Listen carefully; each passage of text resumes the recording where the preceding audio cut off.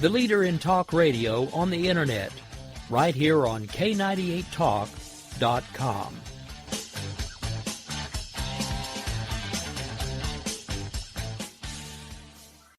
Is debt beating you down? You need discipline. You need the Debt Ninja. If you've been caught in a financial trap and need to be set free, then you need the Debt Ninja. Want to stop those harassing collection calls, start saving thousands in interest and fees, and get out of debt fast? Then you need to call the Debt Ninja. The Debt Ninja will find the best companies across the country that will help you consolidate all your bills into one easy payment, reduce your payments by 30 to 50%, and get you out of debt fast. If you have unsecured debt of $10,000 or more, such as credit cards, loans, or medical bills, call the Debt Ninja for a free 15-minute consultation. Call 800-826-1246. 800-826-1246. That's 800-826-1246. Call today. The Debt Ninja.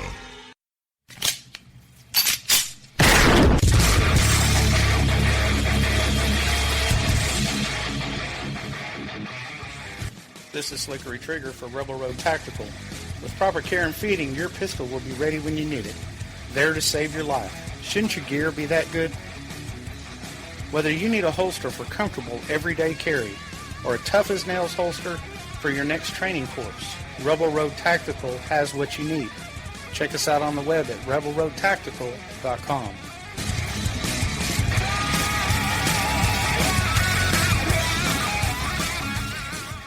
Tired of paying outrageous prices for Viagra? Well, we have great news for you. Now you can finally get Viagra at huge discounts. Healthy Man allows you to save up to $500 on Viagra. Why pay U.S. pharmacy prices of $15 per pill or more when you can get Viagra for less than $3 a pill? Call today and get 40 Viagra pills for only $99. This can cost as much as $600 at your local pharmacy. You can't afford not to call us. If you want Viagra at the lowest prices, never pay $15 a pill pharmacy prices again. Get Viagra for less than $3 a pill. Call 1-800-516-7602 today and save up to $500 and get 40 pills for just $99. Healthy Man is fast, easy, and affordable. Operators are waiting at 1-800-516-7602 to take your call right now. Call 1-800-516-7602. That's 1-800-516-7602. Again, 1-800-516-7602.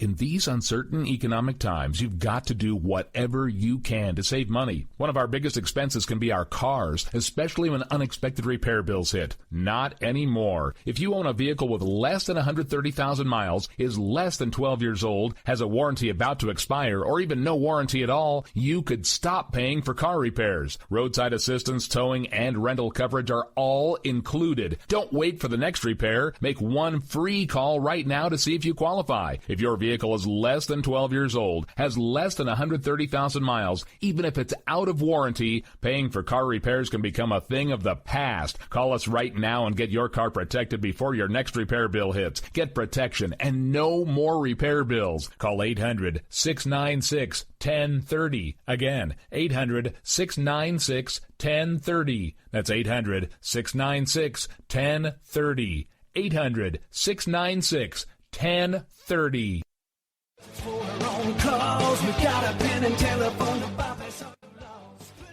All right, folks, this is Rick Robinson with you. I want to tell you about some friends of mine from a company called Security Enforcement Specialists. When I ran my security agency for 12 years, I worked with one of these partners on a daily basis. He's been involved in this agency now, and with his other partner, they do have over 30 years of experience in the private security industry. If you own a business and you need someone to keep you or your customers or residents safe, then I highly recommend contacting Security Enforcement Specialists today. Give them a call at 405-703-1796. Again, that's 405-703-1796. And again, tell them Rick from K98 Talk sent you. Like I said, if you need the help, they are here for you. So make sure that you go look them up, check them out, and see what they can do. Wrong way. Welcome to the place.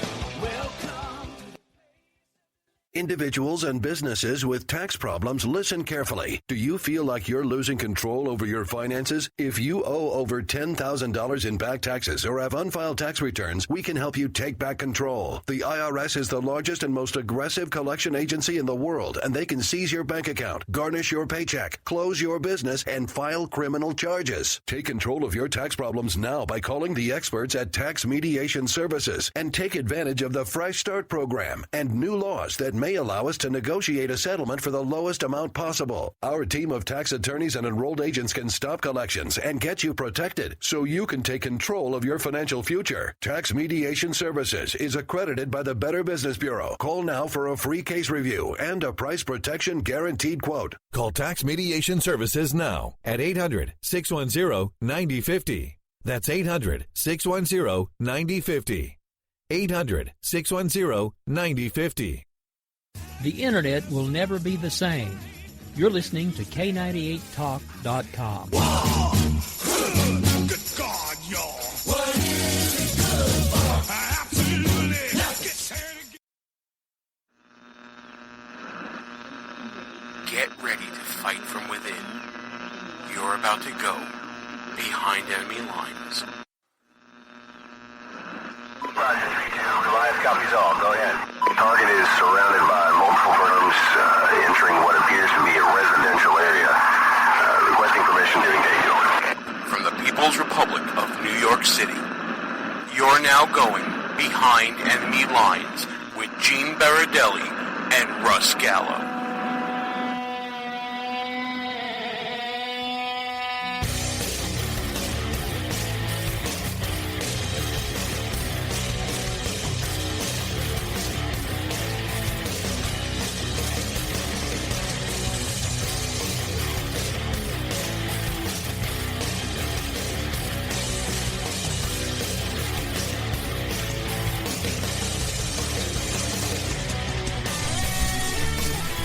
And you are now behind enemy lines. Hey there, how you doing, America? Gene Baradelli and Russ Gallo here with you on a beautiful evening here in the People's Republic of New York City. Russ, how you feeling over there? You look like you're about ready to die right now. I'm a little tired, but I'm glad I'm here. You're battling. I see you fighting through right now. It's good. Fighting through, pushing through. Well, listen, talking about fighting through a show, we're going to fight through this show about the tragic shooting in Orlando, and we're going to analyze it as best we can. And then we're going to go from the depths of despair to a very hopeful story about a group of veterans trying to make a difference. You've heard them on the show before, at Adam and Andrew Marr from Warrior Angels Foundation, talking about their participation in the Warrior Games up in West Point this week. And, of course, the return of my man, my favorite man, outside Russ Gallo, Andre Walker, coming back on the show stronger than ever, pal. It's going to be a great show. We got a lot to talk about. Let's get into it right now, talking about this Orlando shooting. For those of you who've been living under a rock this week, you should know about what happened at a gay nightclub called Pulse in Orlando, Florida, where Omar Mateen, a, let's call him radicalized Muslim, coward, hateful, no good bastard, just made that one up myself, went into the nightclub around 4 a.m., started shooting the place up, called the police and proclaimed allegiance to ISIS before doing it. And instead of a nation coming together regarding the largest terrorist attack since 9/11, the nation is dividing itself into segments of population depending upon political affiliation, sexual orientation, and a host of other categories that we will probably get to during the show. How's that for a summary, Russ? Gene, you are the master of summaries. I am the Cliff Notes of Behind Enemy Lines Radio. Definitely Cliff Notes. But let's get real. Let's get real for a minute here. Absolutely. By the way, that was a nightclub that this man supposedly frequented once or twice before. According to his ex-wife, which, again, listen, I don't care what race, creed, sexuality, sexual orientation you are. When you're dealing with an ex-spouse, how much can you really believe them? But let's take it at face value right now. His ex-wife proclaimed to the news media that Omar Mateen, this scum-sucking bastard that did this attack, was actually himself a closet homosexual. Well, there you go. So, and we're going to add all this into a cauldron of hate and division and cynicism that is going on in this country right now. First of all, Russ, and this is the first thing that comes to mind, because we all think about the way media handles things and social media and all that. Why is there no American flag overlay going on right now on Facebook and other social media? And why isn't everybody saying that we stand as Americans in the face of terror? Why is it being segmented and segregated and separated in the way that it is? Well, you gotta love the left. You gotta love the left and how they slice and dice Americans. They put everybody into their own little compartments. First of all, Gene, the irony here. The irony that Donald Trump, Republican candidate for president, is the champion of the homosexual community, which I always say I hate these words, like community, but isn't it ironic, don't you think? It's like rain on your wedding day. On your wedding day, that Donald Trump is the one coming out strong in defense of the homosexual community, while you have the blathering idiots on the left, like Hillary Clinton and Barack Obama, saying we need to build bridges with the Islamic community. Build bridges? Where? Over the dead bodies of Americans shot dead in a nightclub? They're so out of touch. How can anyone say that Donald Trump is not right here? How can any homosexual in this country not vote for Donald Trump going into this November? How could they not? So I agree with everything you're saying, Russ. Donald Trump is the champion of the LGBT community because he's saying the things that people in the LGBT community are wanting Hillary Clinton to say, I guess. But you know what? I don't even know what the LGBT community wants, because to me, there is no such thing as one community. I've seen plenty of tweets and comments on Facebook and all that talking about how I want to have a gun to protect my family. I want to have a gun to protect my rights. I've seen people start saying, okay, mount up because Muslims hate us now. They're just as much a part of the LGBT community as the liberal members are. So in my mind, there is no community voice here. There should be a voice as Americans. Americans were attacked by a domestic terrorist. American lives were lost. This is like, and you know, before I get off on the rant about Second Amendment and gun control and all that, this is the perfect opportunity for someone to unite, but the left just wants to divide. They divide upon, you know, sexual orientation, culture, political point of view, and of course the issue of gun control, which we'll get to in a second. But you're absolutely right. Donald Trump, he probably had the best comments that everybody wanted to hear, no matter what community you were in. I don't think Donald Trump went far enough, but it's a good start. Here's what I would have said. As master of race relations and yes, Russ is the master of diversity on the show. So, first of all, here's my little message to the LG ABCDEFG community out there. Stop worrying about nonsense. Stop arguing about which bathrooms your people should be allowed to use, and stop comparing little old lady Christians who don't want to bake cakes at your gay weddings to Muslims who bust into your nightclubs and slaughter you. There's no comparison. Wake up. Wake the hell up. I don't think I can add anything to that. Yeah, it's time for a wake-up call. And this was a wake-up call because, as Russ has said on this show, it's not so much the Christian conservative that you have to worry about. You don't have to worry about them. They're not going to come kill you. They might not bake a cake for you. They might not serve you a Chick-fil-A sandwich on a Sunday. That's about the worst you're going to get. Speaking of which, Chick-fil-A opened up on Sunday to serve food to people who are donating blood for the tragedy down in Florida. Hat tip to Chick-fil-A. Absolutely right. Okay, so you know what? Let's get to the elephant in the room, the meat and potatoes that we always like to talk about here.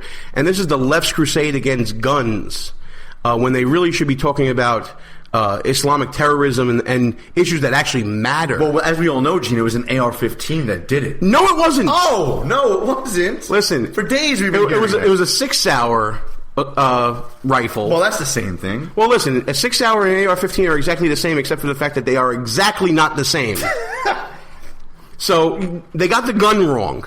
But let's forget about that for a moment. This is a guy who followed every gun control law on the book except for one. And that one was the Florida ordinance that said if they're serving alcohol in there, you're not allowed to have a gun. But unfortunately for everybody else in there, they were all law-abiding citizens, But apparently. you know what? Gene, you don't need guns in a bar or anywhere else. The police are there to protect you. Oh, the police got called 3 times before this happened, right? Where were they? And they got there immediately and responded to the shooting 3 hours later immediately. So, I mean, that's it. All you have to do in a case where a madman breaks into a gun-free zone is survive for roughly 3 hours, and then the police will come barging through a wall or a door or a window to rescue you. I don't think that's unreasonable, Gene. I think that anyone should be able to survive against an armed madman for at least 3 hours. Without any weapon on them. Without any weapon on them until the police can get there. I think that's reasonable. I think that's what Hillary Clinton wants and Barack Obama says that we should be able to live with. I think it's reasonable. But let's analyze the gun control laws that this guy did follow. Omar Mateen had a concealed carry license from the state of Florida. Omar Mateen was a licensed security guard that could carry on and off duty. Omar Mateen went through background checks to purchase guns legally from a gun shop in Port St. Lucie, Florida. Omar Mateen was on the government's radar as a known sympathizer of terrorist points of view. He was seen cheering by friends during the 9/11 attacks. He was plotting this out according to family members and contemplating this. And his name was Omar Mateen, for God's sake. I know that doesn't matter. I was just about to add that, but that's sorry. okay. No. Okay, that doesn't matter. It does matter because, listen. No. Janet Smith, 93-year-old lady in a wheelchair, deserves the same scrutiny, Gene. The same scrutiny as 29-year-old Omar Mateen. No. You're a racist. Mateen. Let's get the crackpot's name right. Mateen, whatever, Gene. You're a racist. I'll have none of that on this show. I like that rhyming there. None of that. I'm sorry. I don't know where I went wrong. But the point being, gun control laws would not have prevented this tragedy from happening. Restricting guns, it's being done in Florida. It's happening. Laws are on the books. The background checks happened. When are we going to just start realizing that there is such a thing as evil in the world? Well, he bought his gun at a gun show loophole, didn't he? No, he didn't. Oh, he didn't. No, he went through the background check. Oh, I thought the NRA and the gun hole. Clearly the NRA signed this guy up, delivered him into Orlando, and ordered him to use that gun against unarmed civilians. I see. You know, it had to be that. So I'm trying to understand why Wayne LaPierre is not in jail at this moment for that. Yeah, I mean, the fiercest defenders of that community, supposedly the Democratic Party. I wonder where those voters are going to go now in November. Well, some may go to Donald Trump, like we've been saying, because he had the strongest statements that I saw from anyone. I mean, when you have a president that can't even utter the phrase radical Islam, let alone Islamic terrorism, I'm sorry, but you disqualify yourself from the presidency of the United States if you support that point of view. And Hillary Clinton, aside from actually saying the words Islamic extremism or Islamist extremism, whatever she says, it's the exact same carbon copy here. Look, I'm not one to stand on the death of anyone when it comes to politics. I know Russ Gallo is one to do that. That being said, when your reaction to this is so different than the rest of the world, what qualifies you to be a world leader? Russ, when the Paris attacks happened in France, what was the reaction of Hollande and France? They went after ISIS with bombs. When the same thing happened with Russia and Vladimir Putin, what was Putin's reaction when ISIS came knocking on his door? He bombed ISIS mercilessly, and to the point where the U.S. had to step in and say, whoa, what are you doing?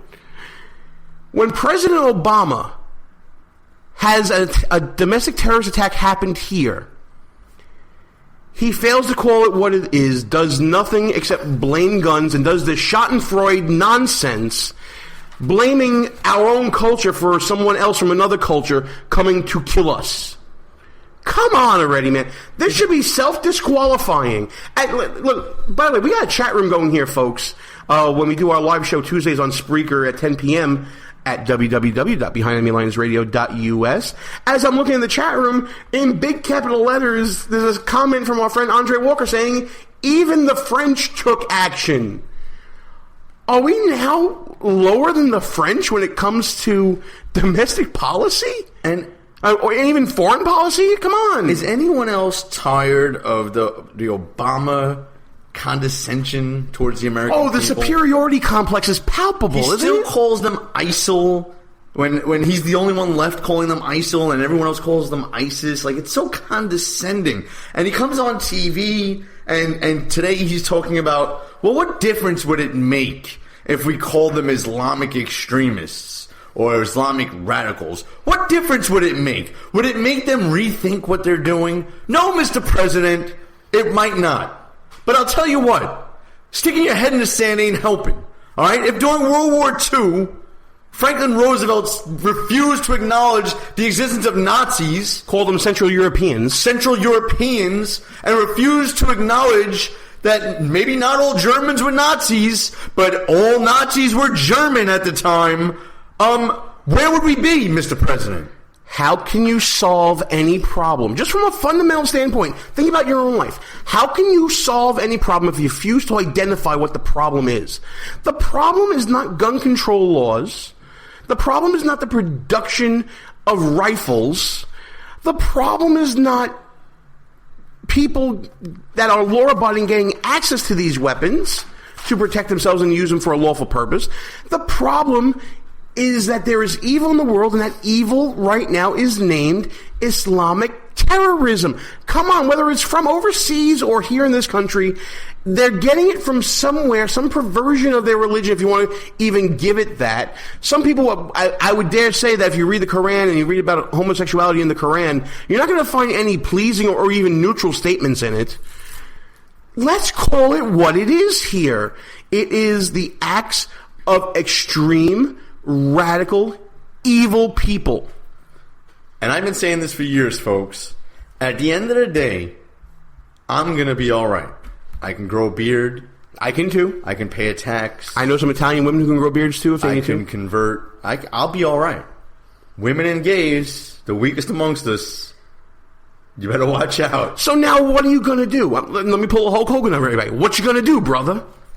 What you going to do? You going to vote for Hillary Clinton? You going to vote for Grandma Clinton, who takes money from Saudi Arabia to give speeches? Is that who you're going to get? Is that who you're going to put your hope and trust in? Rainbow flag waivers? Is that who you're going to put your hope and trust in? Is forcing a Christian grandmother to bake you a cake at your gay wedding so important that you're willing to risk the safety of yourself and cohorts? Is that so important to you? When are you going to go to the Muslim bakery and ask for the same thing? When will you cowards? When will you go to that Muslim bakery? When will you go to that halal meat shop or whatever the hell they call it and go demand that you get a halal catered wedding for your gay wedding? When will you? Oh, you won't. You never will. You never will you? It's amazing to the hypocrisy of it. I just hope, first of all, obviously we all hope and pray for the victims who are still with us, and we mourn those who passed. But it's time to mobilize and get everybody on the same page here. This was an attack on America. This was an attack because America has embraced the LGBT community. It's an attack on what makes America great. And even from your most liberal point of view, you have to recognize that this is an attack at the heart of your America too. Because your America embraces diversity. Your America embraces all points of view and all kinds of people, and that kind of compels everybody to go along with this embracing that you individually think a collective should be doing. And that was an attack on you too. And you dummies. Which side is willing to go to war over something like this? Who is more outraged, the left or the right? Trump or Clinton? Republicans or Democrats? You dummies out there? Who? The Republican Party, Donald Trump. We see this as an act of war against the United States. The very party you think discounts you and doesn't want you to be part of the fabric of this country, and I'm talking to the homosexuals out there, the LGBT, whatever the heck acronym it is, you keep separating yourselves out. The very party you think doesn't want you to be included in the rest of the country is willing to go to war for your dumbasses. And yet, who do you throw your support behind? Clinton? Obama? Bernie Sanders? The very people who would like to brush this under the rug and were hoping to call this workplace violence or some other nonsense. Wake the hell up before you're gone. Wake up. A few comments from the chat room, then we're going to take a quick break. We got a whole bunch of different points of view. Well, not different points of view. They're all the same. Everybody's saying they're getting on the Trump train in the chat. I like that. The comment from our friend Dano saying that he had high-level security clearance once upon a time and still had to go through background checks for a weapon. This guy was an FBI target at one time, but still managed to get a security guard position and was able to possess guns. I don't think that's a failure of our system. It may be a failure of the application of the system. The laws are probably okay. I think the laws are okay on the books that we have now. Something maybe fell through the cracks there, or maybe the fact that he was cleared by the FBI and the FBI didn't do their job. That's something to discuss maybe later on in the second segment when we go through this stuff. Russ, go ahead. Yeah, just real briefly, though, if I fill out an application for security clearance with the United States government, and I put on that I'm a member of, I don't know, the KKK, I'm going to have an issue getting my security clearance, right? It's a free country. You could be a part of whatever organization you want to be. We're almost to that point, and this is where Donald Trump was starting to go during the primaries, where being a Muslim, until we figure out what the hell is going on with this religion, quote unquote, we may need to slow things down a bit. I agree with that, and let's recognize that the process for getting a license to be a security guard in a state is a lot different than getting security clearance with the federal government. Probably a lot less scrutiny for a security job. However, he was a security guard at municipalities, at municipal buildings. Still less scrutiny than the federal government. Absolutely less scrutiny. But we talk about governments vetting. Local governments, state governments were vetting this guy. He was on the no-fly list, so he was on the federal government's radar as well. And yet he passed background checks to get guns. We rely on the government to protect us and come when in our hour of need. We rely on government to be reliable with their background checks. So who were the only people that night that did not have guns? And what's the organization that didn't do their job at multiple levels? The government. Listen, as long as they had their strawberry daiquiris and they were dancing. I like a strawberry daiquiri every now and then, Russ Gallo. I don't like what you're saying right there. Listen, we're just about at halftime here, folks, on Behind Enemy Lines. Thanks for listening to the show. I'm Gene, he's Russ. And while I got you listening here, please join us at www.BehindEnemyLinesRadio.us. Check us out on the Facebooks and the Twitters at BEL_radio. And if you miss any part of the show when we broadcast live Tuesday nights at 10 p.m. Eastern Time on Spreaker, you can check us out at any one of our rebroadcast outlets, including WJHC 107.5 FM on the Florida-Georgia line, K98 Talk, High Plains Talk Radio, and Sackheads Media, and the Internet's Conservative Radio Network.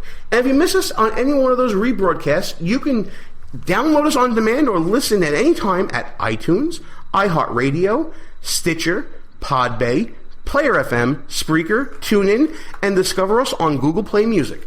That's it for the plugs right now, but we got to take a quick break here. When we come back, we'll have my interview with Adam and Andrew Marr from the Warrior Angels Foundation, talking about an inspiring story, trying to balance things out here, folks, going from the anger of this attack on America to some uplifting story, and then we'll come right back in at the end for more about this Orlando shooting. But until then, Gene and Russ Behind Enemy Lines. We'll be back right after these brief words.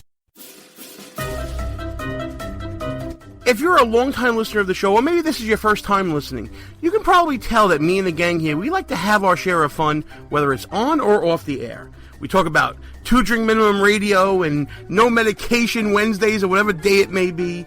That's why when we found the people at Less Government, More Fun, we knew it was a match made in heaven with this show. Folks, we live in a time where government is out of hand. Our founding fathers did not intend government to be all-consuming in all parts of our lives. That's why we are telling you to go to lessgovmorefun.com. Check out the website. Check out the swag. What the people want is less government, more fun.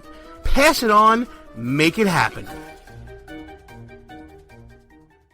Who might you save? Your mother, your father, your husband, uncle, aunt, son. Learn FAST, F-A-S-T, the sudden signs of a stroke, and you could save. Your friend, teacher, boss. F, face drooping. A, arm weakness. S, speech difficulty. T, time to call 911. F-A-S-T.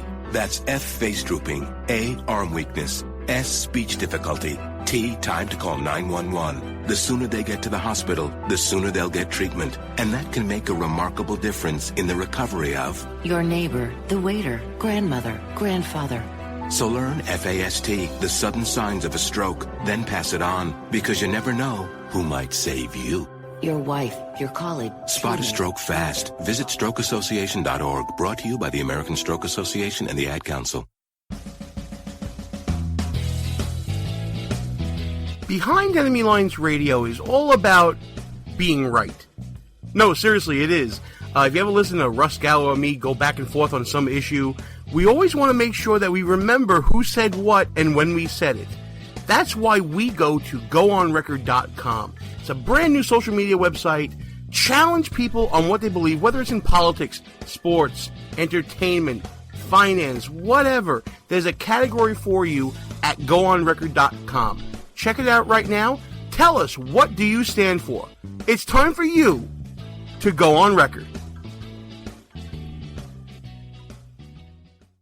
Behind Enemy Lines. Back on the air. Gene Baradelli, back behind Enemy Lines. Sitting in a plaza on 48th and 6th on a beautiful day with my friends from the Warrior Angels Foundation. Andrew Mark, I hear that you are going to be in the Warrior games coming up, pal. No pressure or nothing, but don't screw it up, huh? We're looking forward to it. Going to go out there and looking forward to competing and having a good time. So stoked to be in New York. Stoked to see you again, Gene. Wow, okay. The check's in the mail, pal. So, let's talk about the progress that we talked to CPAC, right? Yeah, we did. Let's talk about the progress made since then, because I know that you guys have been partnering with a lot of great organizations, and I think there was also a medical convention or something that you were going to. Tell us all about that.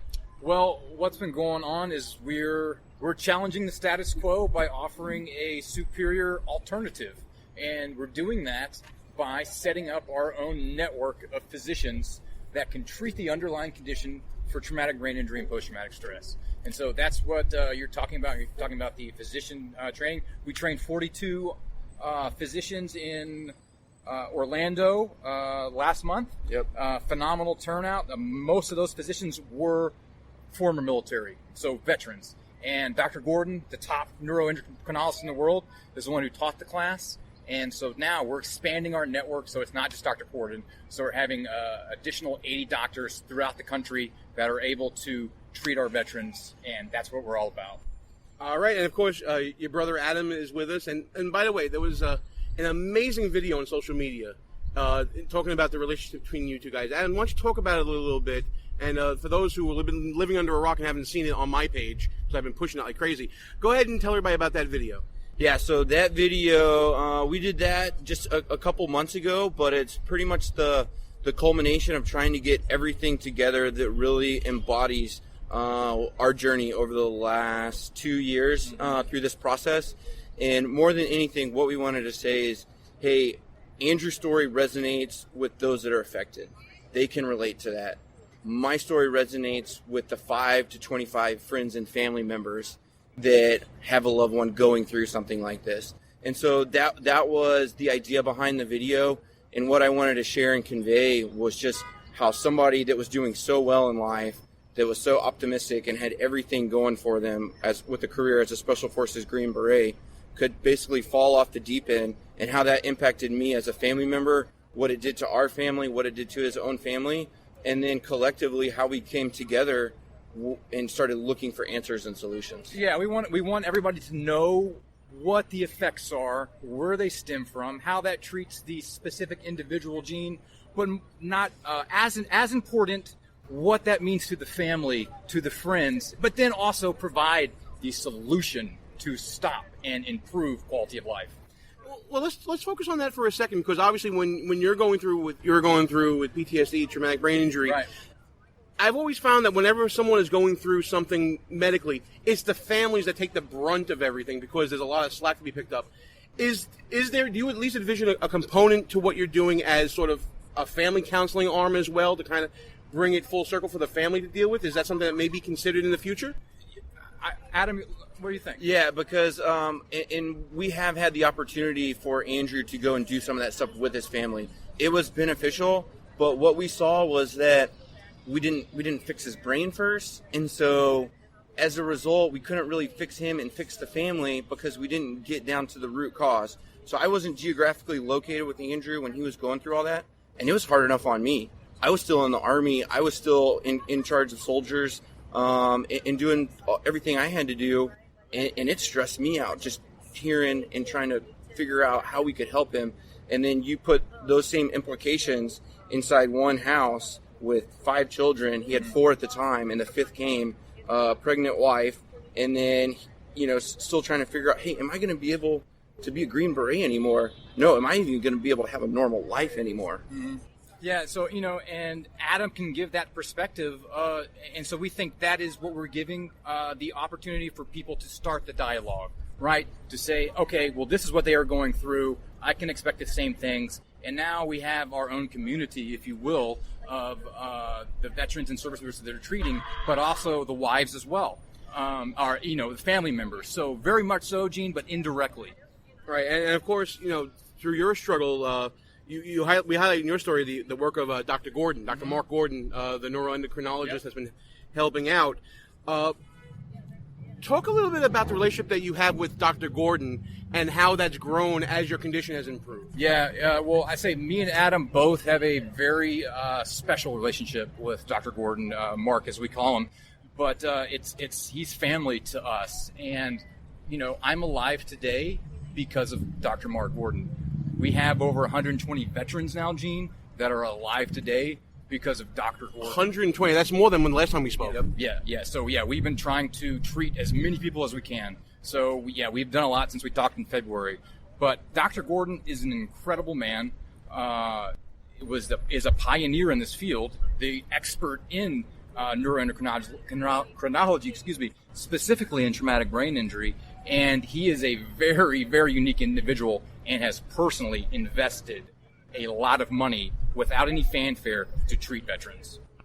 It's absolutely amazing. And the one thing about your story that I'm loving is that you're using your success to bring up others. And, let's talk a little bit about the Warrior Games. I mean, listen, we're mistaken for twins every now and then. We have a similar build. I turned down doing athletic prowess because, I want to leave that for something for somebody else, brains and That's and all that. a joke I tell all the time with me and Andrew because we look so different. I'm like, hey, we're actually identical twins. There you go. Both people completely. I'm the third Mar. Absolutely right. So, talk about, obviously athletics and athletic achievement, part of your background growing up. How much of a full circle journey is it to be going to these games now, to be competing? Pull something out of my folder. I want to show you. Whoa, easy there. Thank God this is not video. Oh, look at this.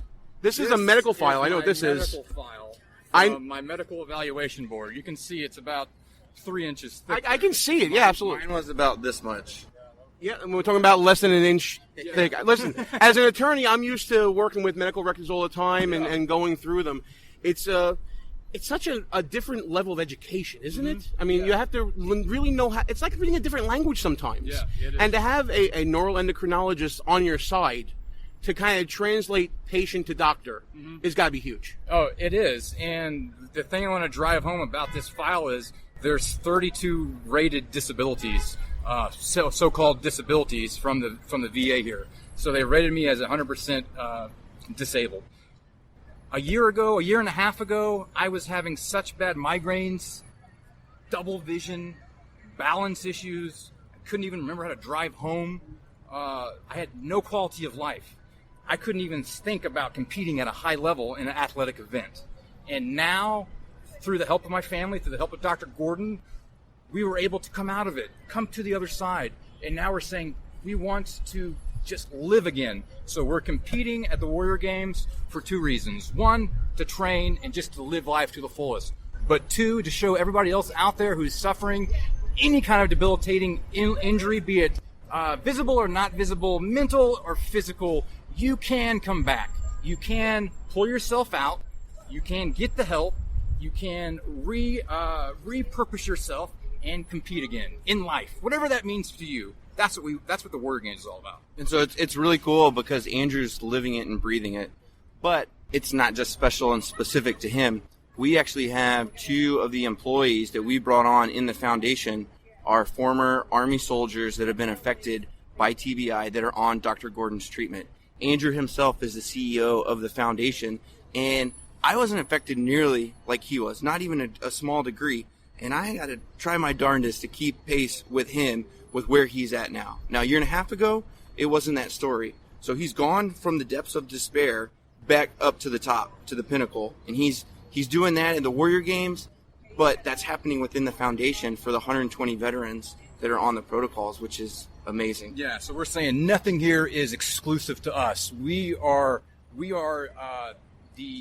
magnifying what's going on at a big level now, and with help from people like Eugene, that is surging and going to run rampant through the country as we heal those who need healing. Well, obviously, to reach the goals of reaching as many veterans as possible. I mean, 120 is great for the few months that we've been talking. We want to get that number 10 times up there very quickly. We want to ramp this up as quickly as possible. Let's talk about getting money and people involved, because that's kind of my job here, right? Yeah. I'm a big believer in what you guys are doing. I never advocate for people to give money unless they want to. This is one time I'm saying, folks, open your wallets up. It's time. I rarely ask you guys. Warrior Angels Foundation, this is an organization I believe in. My company's going to be giving money to it right after this interview. And let's talk about how we can get in touch with you guys, how to get involved, social media, and all that stuff, Adam. Well, we had a really cool story that happened actually just right before we met up with you.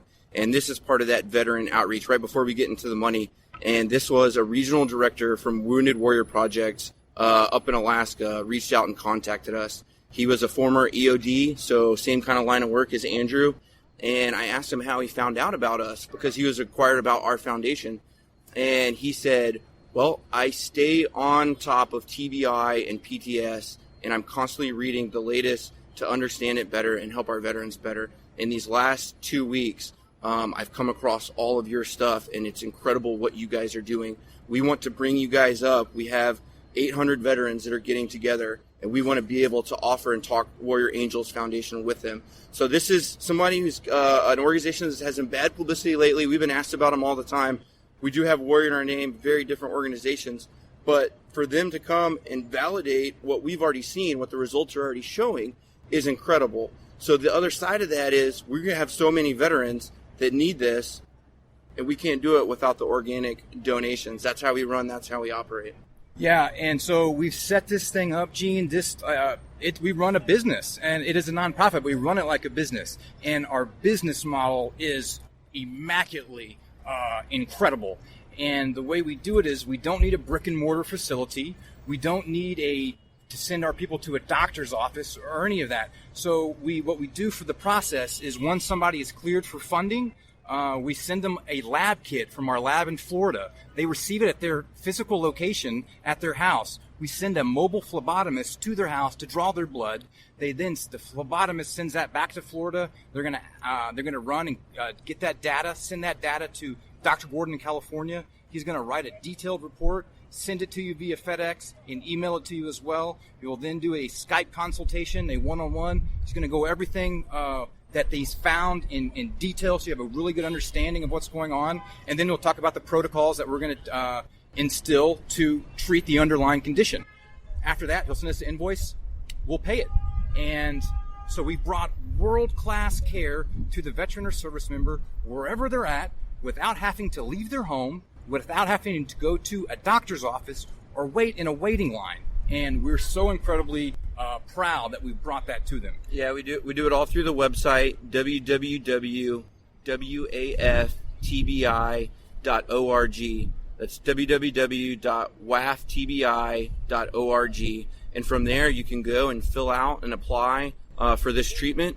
You can also find all the latest media and news that we've been putting out.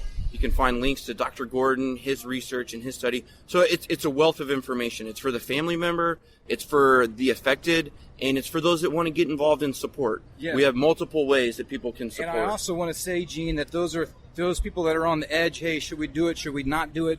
I want to say we were founded and run by combat veterans. Okay, if we started doing things that was not having the veterans' well-being at our hearts, we would be exposed immediately, and rightly so. We would lose all street cred.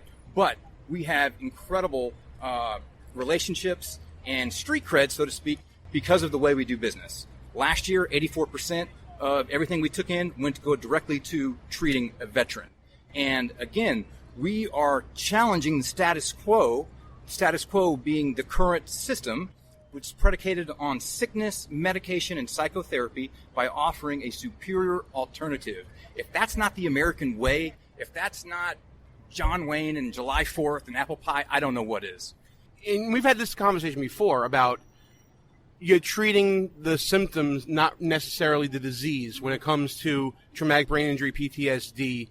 Your way is clearly working, and anything that we can do here on the show to help you guys out, we'll be glad to do so. Go to www.waftbi.org for the Warrior Angels Foundation. Find out more about them, and you are guaranteed to find out more about them on this show. Guys, thanks for coming on, and we'll talk to you down the road, huh? Gene, our pleasure, brother. Thank you, Gene. Hello and welcome. My name's Andre Walker, and after a couple of weeks' holiday, your weekly monologue starts right now. We were all shocked and appalled this week by the terrorist atrocity committed at Pulse nightclub in Orlando. This week, the monologue is dedicated to the victims, their families, the American nation, and everyone who loves freedom, no matter where they are in the world. So far, we know who did the shooting, Omar Mateen, but we seem unable to agree why he did it. Liberals claim he was merely a deluded homophobe, rather than anti-American, 7th century, sexually repressed, camel-bothering and cowardly Islamo-fascist. By the way, I came up with that definition myself, and I'm extremely proud of it. Amazingly, despite Mateen having said himself he was a follower of the Islamic State, his dad Sadiq claimed the attack had nothing to do with Islam. He even said his son wasn't a proper Muslim. And you know what the reason he said he wasn't? That little Omar didn't even have a beard. Well, listen, Sadiq. Ellen Burstyn doesn't have a beard either, and she's still a Muslim. Yeah, I didn't know that either. Thank you, Wikipedia. Isn't Burstyn great in House of Cards, playing Claire Underwood's mum, by the way? Apparently, her character persuades the First Lady to get back together with the President in a cynical attempt to run for Senate. Sorry, is this even bothering to pretend to be fiction? Or is it just an historical account with all the names changed? It's starting to remind me of Primary Colours without the increasingly ridiculous war paint John Travolta insists on wearing on camera. It's bad, John. You've just got to get rid of it. It's really bad. If Hillary wins the election, Bill Clinton, of course, becomes the First Lady. He'll be the most manly First Lady since Hillary Clinton. Hang on. Does that mean the two ugliest First Ladies in history will have had sex? Regular sex. In the White House. All over the White House. It just doesn't bear thinking about, but as this is the monologue, we're going to try. Perhaps it's time, once again, for Hillary to feel the burn. This time, it's the Oval Office carpet burn that she really used to love all those years ago. Of course, Hillary and her chums are keen to curtail the Second Amendment in order to stop acts of terrorism. Piers Morgan took to Twitter to say that almost all mass shootings in America were committed with assault weapons. Well, of course, they're mass shootings. They're done with big guns. Was that ever in any dispute? 100% of baseball bats attacks are done with baseball bat, Piers. Did you know that?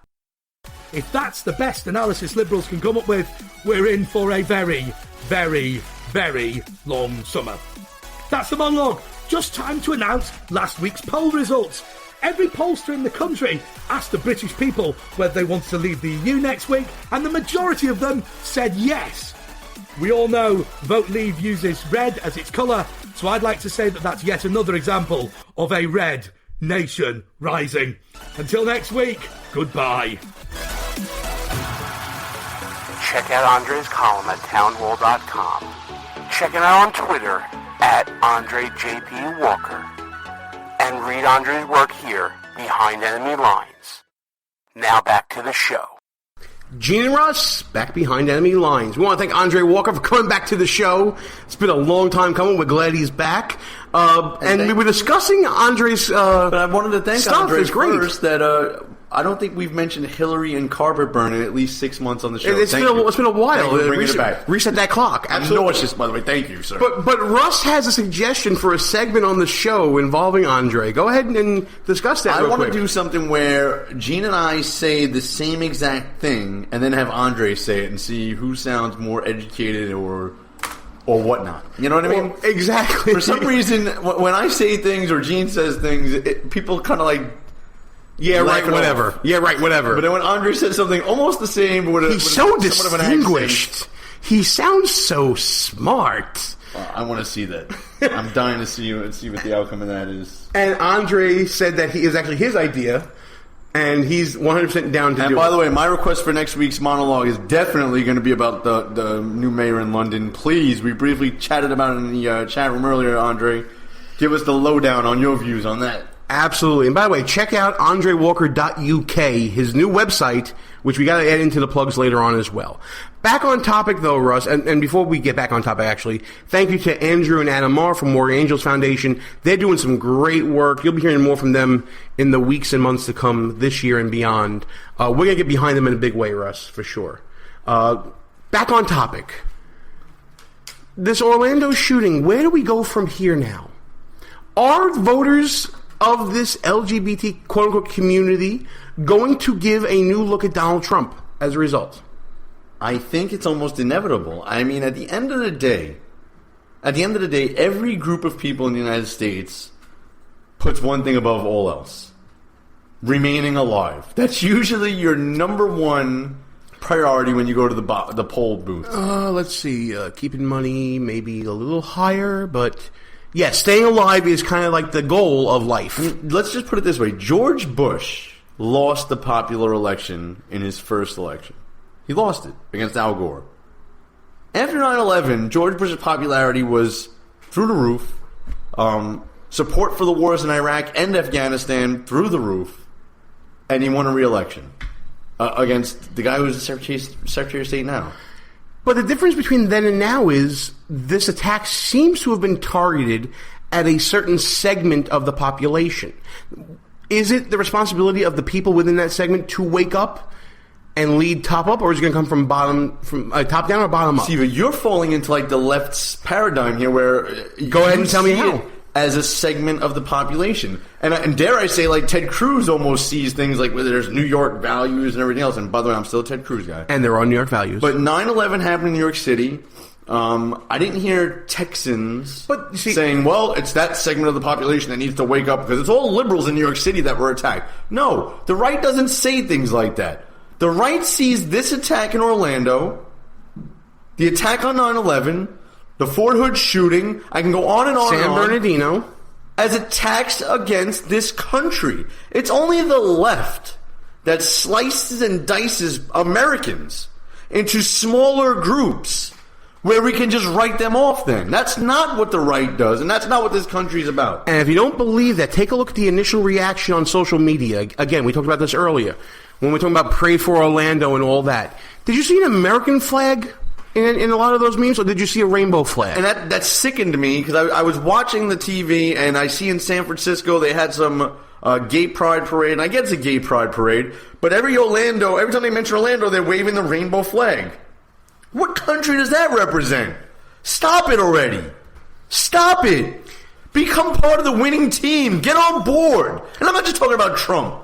I'm talking about join the American team. What the hell's wrong with you people? And I think that's the point. I think we've kind of nailed it.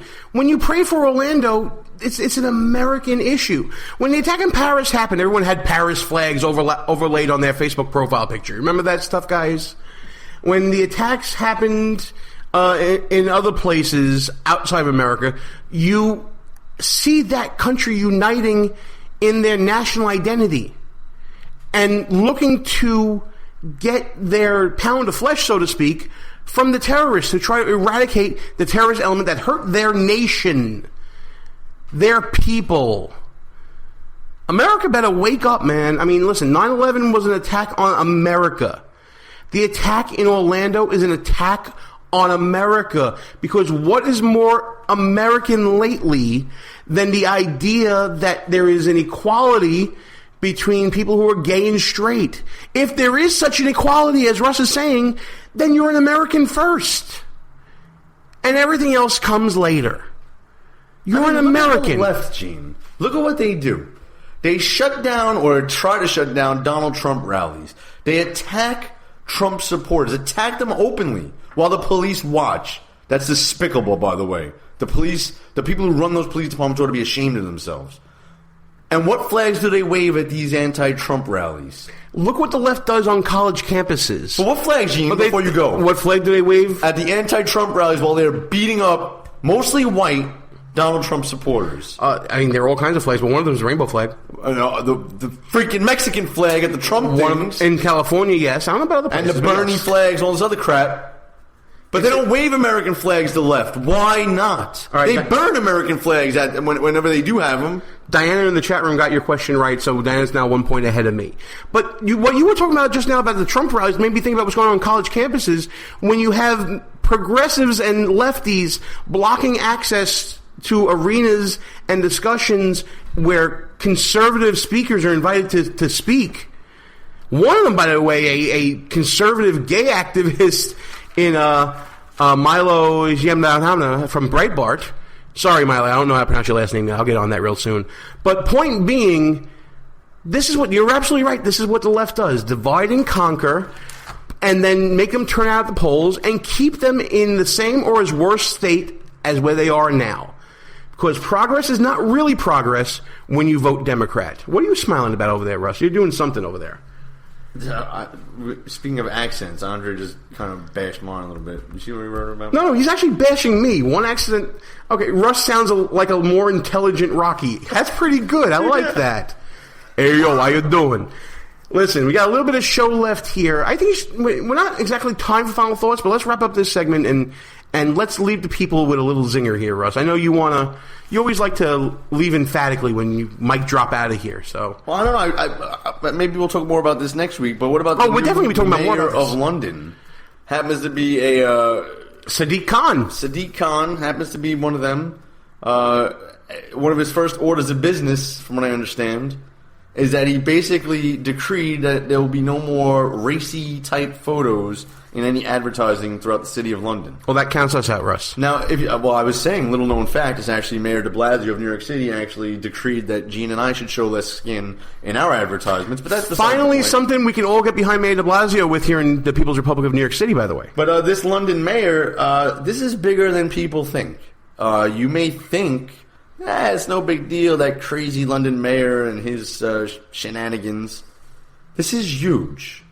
What a why? This is a Western country, major city, being led by an Islamic, somewhat of an extremist, outright banning what women primarily can wear in advertising.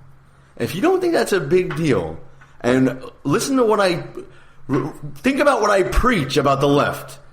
They work incrementally. Today it's advertising. Tomorrow, it's your daughter in a separate school, in a burqa, and then out of school, and then not being allowed to drive. Wake up! Women, I keep warning you about this. Wake the hell up. Gene, me, Andre, we can grow a beard. We'll be all right. We're going to be all right. You people, on the other hand, and by you people, I mean women this time around, wake up, because you ain't going to be all right. Oh, it's coming. And you know what? You're absolutely right about the incremental.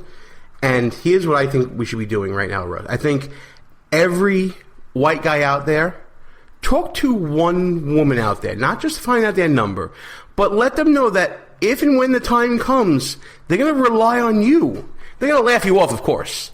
But God forbid down the line, if something does happen, that same woman may run to you for protection. No, well, first of all, Gene, let me tell you something. And look out. Let me tell you something. Oh, Lord. Women make up slightly more than I was trying to save us from this, but I guess I'm not. Women make up more than slightly half the population right now, and they vote more often than men do. So, if the world ever comes into the situation where the Islamics take over and women find themselves in that precarious position, guess what? You deserve it.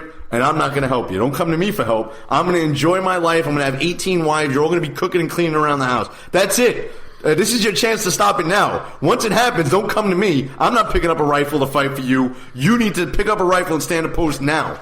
And you know what? If you don't think it may happen, about a week ago, we never thought that an attack at a gay bar would happen in Orlando, Florida. A lot of people have said that, by the way, Gene, including the government, which I find astonishing. But by the way, I mean, and listen, we're running out of time in the show, but just to mention real quick, ISIS and their social media networks put out there that there was going to be an attack in Florida as far back as June 8th. And we've been talking about it for years now, Gene, about soft targets. You don't get much softer of a target than a gay bar. And that's what Willie was. Disney World, which is where he was at the day before, or a Burger King, or McDonald's, or any other soft target. This is too easy to accomplish. So don't think we're going to get less of these just because we don't say Islamic radical terrorism like President Obama says will happen. We're going to get more of these things. As they get on TV and people realize how easy this is, that you cannot harden every target, and your gun-free zones are idiotic, there's going to be more of these. So wake the hell up. Get rid of gun-free zones. Arm yourself. Take these idiots out as soon as they start doing this nonsense. And for God's sakes, don't wait for government to act. Act yourself. You got your own brain, don't you? Use it for once. 49 people killed. The man had to reload several times. Somebody needs to do something. Come on. And with that, we're going to end this show. Great job, pal. But it's time to shut this sucker down. And I want to thank everybody for listening. I want to thank Adam and Andrew Marr from Warrior Angels Foundation coming on the show. Russ, you ready to shut this sucker down or what? Stop all immigration from Muslim terrorist sponsoring countries until we figure out what the hell is going on. Get on the Trump train now, people. Good night, folks. We'll be back next week. Our position has been compromised. It's time to roll out. Report for debriefing at www.behindenemylinesradio.us and look for regular communications via Facebook and Twitter at BEL_radio. You are the resistance. Behind Enemy Lines. A rock radio production. Copyright 2016. Back in 7 days. Out.